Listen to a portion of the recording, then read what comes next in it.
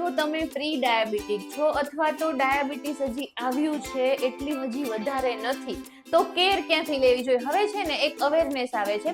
અમારી આગળ ઘણા બધા પેશન્ટો ડાયટ માટે આવતા હોય છે કે ભાઈ પ્રી ડાયાબિટીક છે, ડોક્ટર્સે કીધું છે કે ડાયટ કેર અને લાઇફસ્ટાઇલ ચેન્જ કરશો તો તમને એનાથી બેનિફિટ મળશે. તો એના માટે આપણે શું ધ્યાન રાખવાનું છે? પ્રી ડાયાબિટીક માટે તમારે અમુક વસ્તુનું ધ્યાન રાખવાનું આવે. હા, ડાયાબિટીક પેશન્ટ જેટલું જ ધ્યાન રાખવાનું છે, પણ તો કાર્બ્સ ઓછા લેવા જોઈએ. અમુક ફૂડ છે ને એનો ગ્લાયસેમિક ઇન્ડેક્સ લો હોય છે, એટલે એ બ્લડ શુગર સ્પાઇક ઝડપથી નથી કરતું. તો કાર્બ્સ ઓછા લેશો ને એટલે બ્લડ શુગર સ્પાઇક ઝડપથી નહીં થાય, એટલે એ ધ્યાન રાખવાનું છે. કાર્બ્સ ઓછા લેવાથી પણ આના બેનિફિટ મળતા હોય છે. સેકન્ડ છે બેલેન્સ ડાયટ લેવો જોઈએ.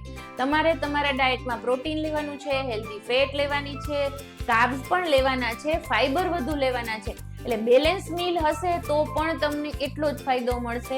ત્રીજું છે ઇનફ ન્યુટ્રિયન્ટ લેવાના છે. એટલે ઘણી વખત વાઇટામિન ડી છે, મેગ્નેશિયમ છે, આ બધાની ઇફેક્ટ આવતી હોય છે. એટલે એક કાળજી રાખવાની છે કે તમારે વાઇટામિન ડી ઘટતું નથી. તમે રિપોર્ટ્સ કરાવો છો તો ડોક્ટર્સને પૂછીને સપ્લિમેન્ટ પણ લઈ શકો.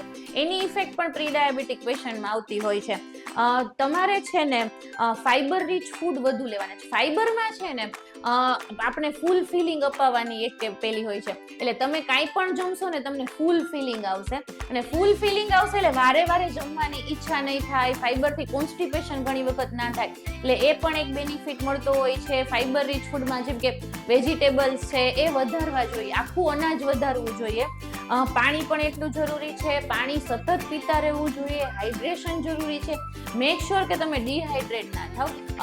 એનાથી પણ ફાયદો થતો હોય છે. ડાયટ અને એક્સરસાઇઝ બે મહત્વના છે. એવું જરૂરી નથી કે એકલું ડાયટ કેર લઈએ એટલે આપણું બધું જ આવી ગયું. ના, તમે પ્રી ડાયાબિટીક છો કે ડાયાબિટીક છો, એક્સરસાઇઝ એટલી જ મહત્વની છે.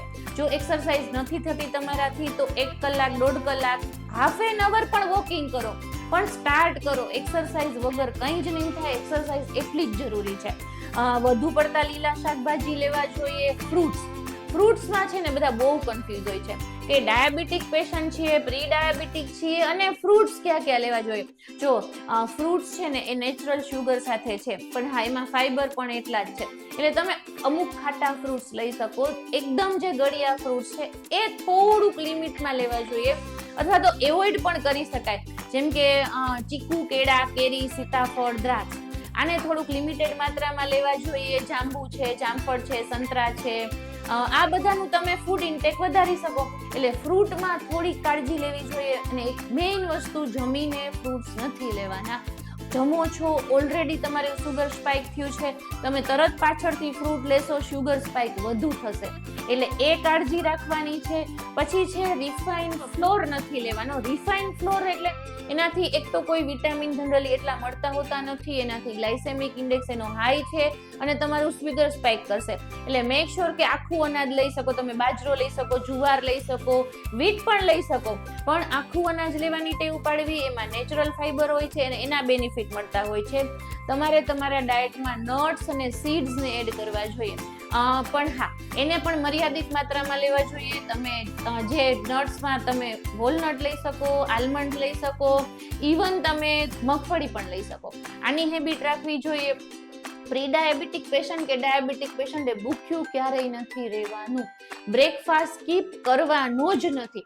તમે બ્રેકફાસ્ટ સ્કીપ કરશો, શુગર લેવલ અપ ડાઉન થશે, તમારા બોડીને સારું ફીલ નહીં થાય. એટલે હું છે ને ઘણી વખત પેશન્ટને કહેતી હોઉં કે તમે સારા કામે સવારે જાઓ છો કે નરસા કામે જાઓ છો, પણ તમારે તમારો બ્રેકફાસ્ટ કરીને નીકળવાનું છે. એવું છે કે નથી થયું તો આપણી પાસે કંઈક હોવું જોઈએ કે જ્યારે આપણે આડાવડા થઈએ ત્યારે ખાઈ લઈએ. જેમ કે દાળિયા છે, મખાના છે, મગફળી છે, એવું આપણા બેગમાં હોવું જોઈએ. એટલે સવારે કંઈક ને કંઈક તો લઈ જ લેવું જોઈએ. એ ફરજિયાત છે. તમારે તમારા ડાયટમાં પ્રોટીન એડ કરવું જોઈએ. પ્રોટીન તમને ફૂલ ફિલિંગ અપાવશે અને મેટાબોલિઝમ બૂસ્ટ કરશે. એટલે પ્રોટીનને એડ કરવું એટલું જ જરૂરી છે. શુગરી ડ્રિંક્સ લેવાના જ નથી. બહુ ખરાબ હેબિટ હોય છે બધાને કે જનરલી ફૂડ પ્રોપર જતું હોય પણ ક્યારેક ક્યારેક શુગરી ડ્રિંક્સ લેવાઈ જાય છે, ઈચ્છા થઈ જાય છે, પણ બેટર કે એને એવોઇડ કરો. એક રિસર્ચે એવું કીધું છે કે જનરલી છે ને શુગર ફ્રી છે કે જે આર્ટિફિશિયલ સ્વીટનર્સ છે આર્ટિફિશિયલ સ્વીટનર્સની લેવાની પણ હેબિટ ઓછી પાડો, નહીતર તમને ઘણી વખત શુગર લેવાની પાછી એટલી જ ઈચ્છા થશે. એ ટેવ ઓછી પાડ. તમે સ્ટીવિયા લઈ શકો, એનાથી કોઈ એટલું પેલું નથી થતું. એટલે એડેડ શુગર તમે જ્યાં નાખો છો ત્યાં એ એક લિમિટેશન હોવું જોઈએ. છતાં પણ તમને એવું લાગે છે કે આ બધું કન્ફ્યુઝિંગ છે, મારે પ્રોપર ડાયટ જોઈએ, તો તમારે ડાયટિશિયનની સલાહ લઈને એક પ્રોપર ડાયટ ચાર્ટ સાથે ચાલવું જોઈએ. એનાથી બેનિફિટ મળતા હોય છે. તમને કંઈ પ્રી ડાયાબિટીક માટે કે ડાયાબિટીસ માટે પણ કંઈ ડાયટ કે લાઇફસ્ટાઇલ રિલેટેડ ક્વેશ્ચન છે, ક્વેરી છે, leave them below. Thank you.